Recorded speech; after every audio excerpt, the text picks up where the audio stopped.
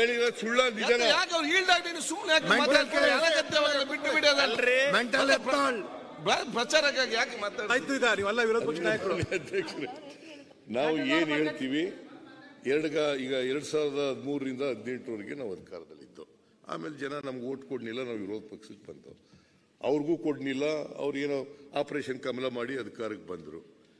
ಮಾನ್ಯ ಅಧ್ಯಕ್ಷರೇ,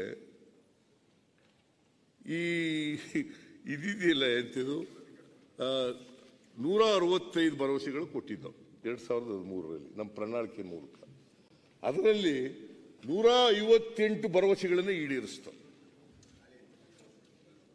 ಇವರು 2018ರಲ್ಲಿ ಅಂದರೆ ಬಿಜೆಪಿಯವರು ಆಗ ಅವರ ಮ್ಯಾನಿಫೆಸ್ಟೋನಲ್ಲಿ ಹೇಳಿದ್ದು 600 ಭರವಸೆಗಳು.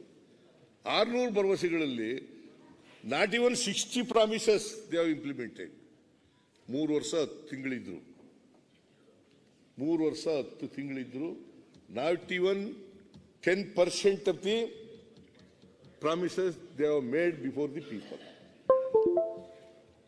ಸೊ ಇದು ಯಾಕಂತಂದ್ರೆ ಅಧಿಕಾರಕ್ಕೆ ಬಂದ ತಕ್ಷಣ ಮೊದಲನೇ ದಿನನೇ 1 ಲಕ್ಷ ರೂಪಾಯಿವರೆಗೆ ರಾಷ್ಟ್ರೀಕೃತ ಬ್ಯಾಂಕ್ಗಳು, ಸೊಸೈಟಿ ಸಾಲಗಳು ಎಲ್ಲ ಮನ್ನಾ ಮಾಡ್ಬಿಡ್ತೀವಿ ಅಂತ. ರಾಷ್ಟ್ರೀಕೃತ ಬ್ಯಾಂಕ್ಗಳು, ಸೊಸೈಟಿ ಸಾಲಗಳು ಎಲ್ಲ ಮನ್ನಾ ಮಾಡ್ಬಿಡ್ತೀವಿ ಅಂತ ಮಾಡಿದ್ರ? ನಾ ಎಲ್ಲನೂ ಹೇಳಕ್ ಹೋಗಲ್ಲ, ಸುಮ್ಮನೆ ಒಂದು ಜ್ಞಾಪಕ ಬಂತು ಹೇಳಿದ್ದೀನಿ ಅಷ್ಟೇ. ಮಾಡಿದ್ರ? 3 ವರ್ಷ 10 ತಿಂಗಳಿದ್ರು.